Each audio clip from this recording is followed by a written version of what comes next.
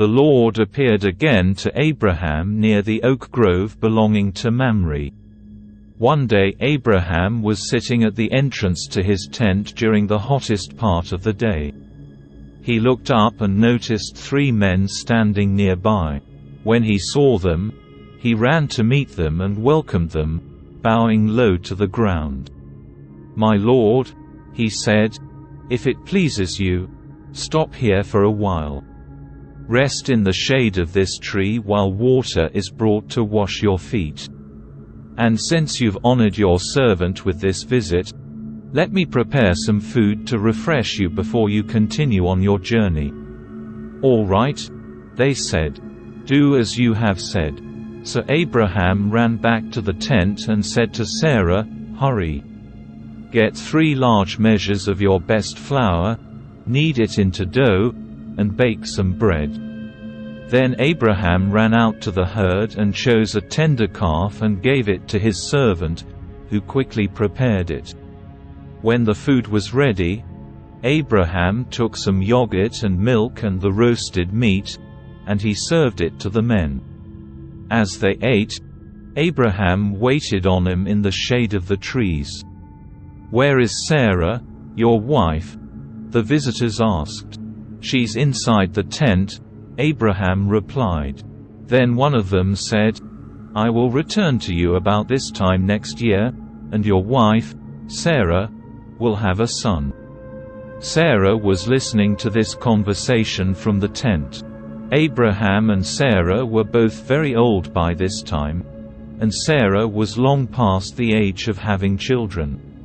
So she laughed silently to herself and said, "How could a worn-out woman like me enjoy such pleasure, especially when my master, my husband, is also so old?" Then the Lord said to Abraham, "Why did Sarah laugh? Why did she say, 'Can an old woman like me have a baby?' Is anything too hard for the Lord? I will return about this time next year, and Sarah will have a son." Sarah was afraid, so she denied it, saying, "I didn't laugh." But the Lord said, "No, you did laugh." Then the men got up from their meal and looked out towards Sodom. As they left, Abraham went with them to send them on their way. "Should I hide my plan from Abraham?" the Lord asked.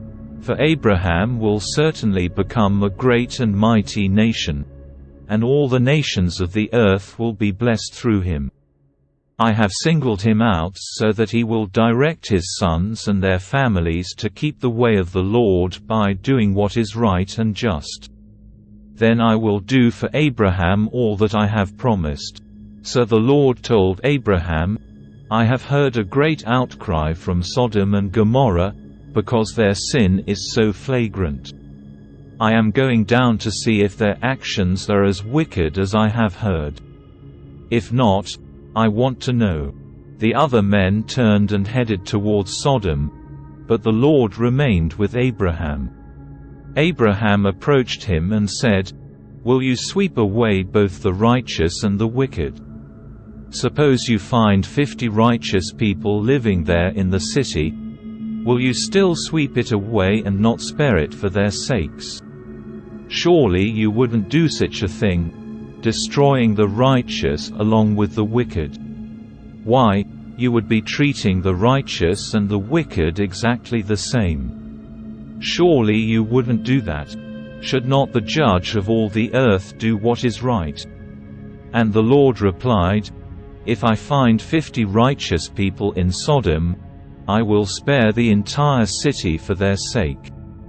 Then Abraham spoke again, "Since I have begun, let me speak further to my Lord, even though I am but dust and ashes. Suppose there are only 45 righteous people rather than 50. Will you destroy the whole city for lack of 5? And the Lord said, I will not destroy it if I find 45 righteous people there. Then Abraham pressed his request further. Suppose there are only 40? And the Lord replied, I will not destroy it for the sake of the 40. Please don't be angry, my Lord. Abraham pleaded, "Let me speak. Suppose only 30 righteous people are found."